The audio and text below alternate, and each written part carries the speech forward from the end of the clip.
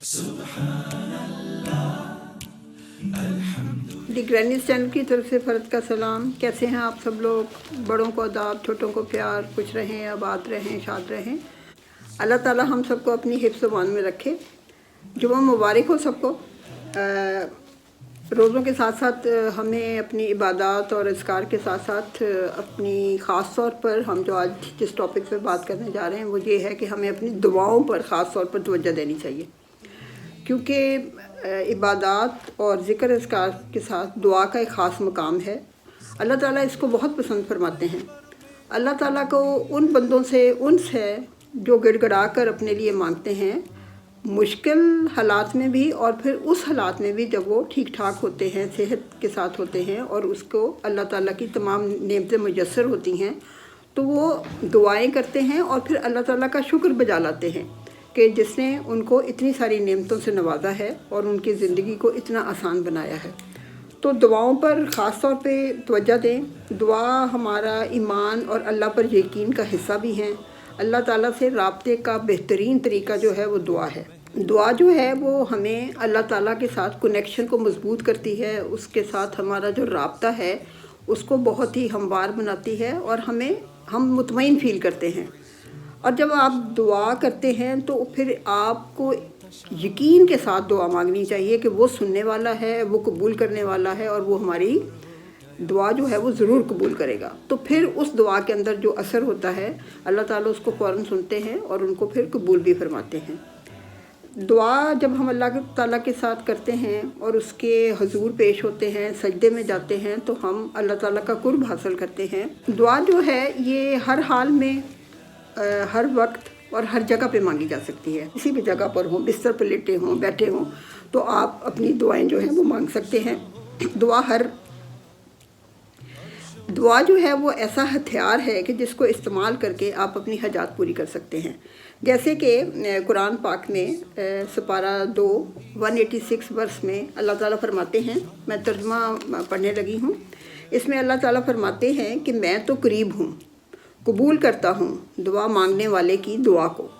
जब मुझसे दुआ मांगे तो चाहिए कि वो हुक्म माने मेरा और यकीन लाए मुझ पर, ताकि नेक राह पर आए। दुआ बेहतरीन इबादत है।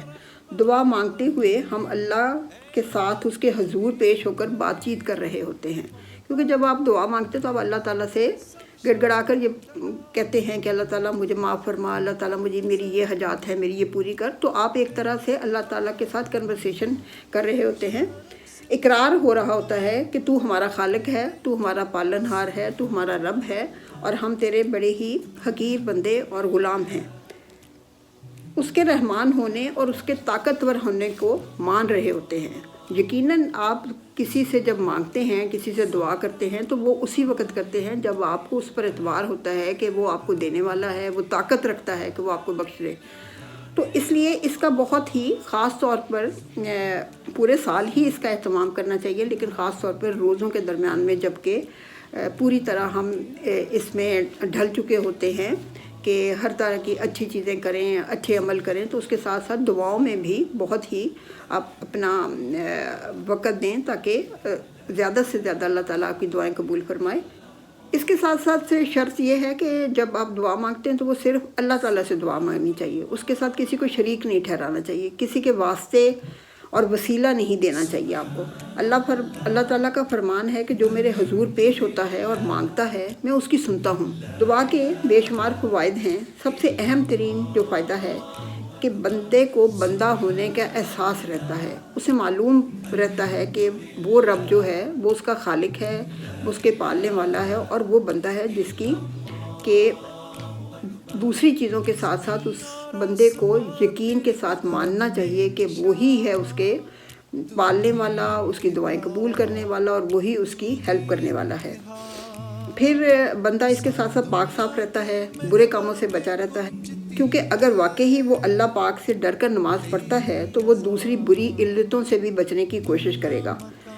और फिर सबसे बढ़कर दूसरी जो अच्छी खसूसियत है जिसका फ़ायदा है बहुत बड़ा, वो ये है कि बंदे की तबीयत में डिसिप्लिन पैदा होता है, उसको वक़्त की एहसास होता है, क्योंकि जो दुआएं हैं, जो हम नमाज़ें पढ़ते हैं, اور جب روزہ رکھتے ہیں فجر کے وقت اور مغرب کے وقت کھولتے ہیں تو وہ تمام چیزیں جو ہیں وہ ہمیں ڈسپلن سکھاتی ہیں، کیونکہ ان میں آپ وقت کا جو ہے وہ دھیان رکھتے ہیں۔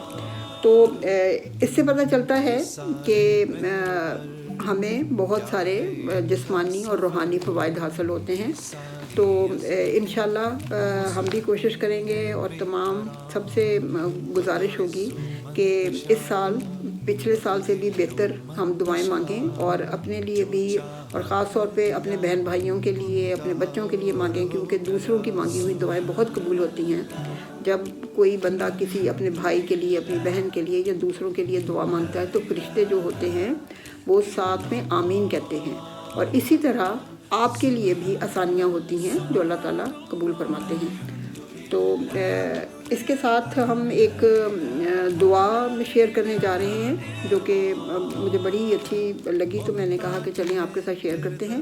اس کو بچے خاص طور پر یاد کریں تاکہ وہ اپنی آنے والی زندگی میں اس کو استعمال کریں اور اس سے فائدہ حاصل کریں۔ تو چلیں چلتے ہیں، دعا کچھ یوں: اللہم انی اعوذ بک من شر سمعی ومن شر بصری ومن شر لسانی ومن شر قلبی ومن شر منی۔